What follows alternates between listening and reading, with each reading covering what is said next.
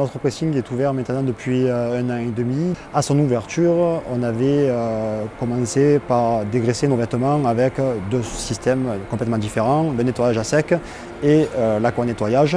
Et au bout d'une semaine, on s'est rendu compte que les pouvoirs de dégraissage et de nettoyage, de détachage et tout ce qui rythme la vie d'un pressing étaient simplifiés par rapport au nettoyage à sec.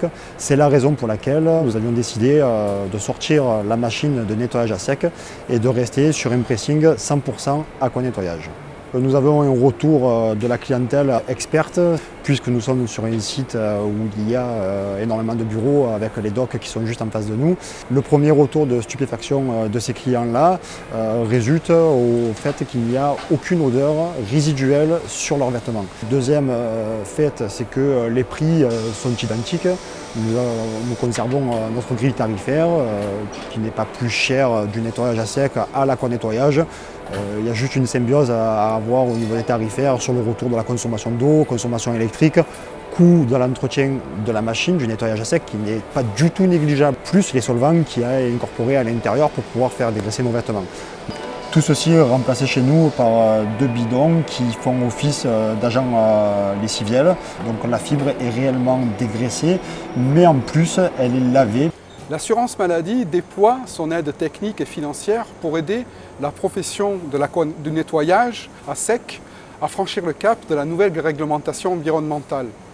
Le décret du 5 décembre 2012 prévoit en effet l'arrêt progressif de l'utilisation du perchloroéthylène dans cette profession. Ainsi, depuis mars 2013, l'installation de toute nouvelle machine au perchloroéthylène est interdite et à terme, au 1er janvier 2022, tous les pressings contigus à des locaux occupés par des tiers ne pourront plus utiliser leurs machines au perchloroéthylène. Sont concernés bien évidemment donc dans ce cas les pressings installés dans les centres commerciaux et en milieu urbain.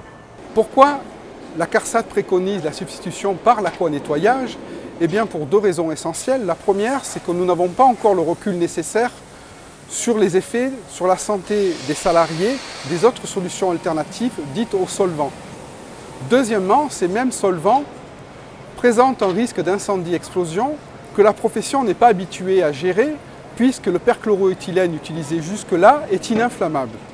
La CARSAT du Sud-Est déploie le dispositif financier appelé l'Aquabonus qui permet d'aider les entreprises à hauteur de 40% de leurs investissements jusqu'à 3 machines neuves, à condition de ferrailler les machines au perchloroéthylène et de former les salariés à l'utilisation de ces nouvelles machines.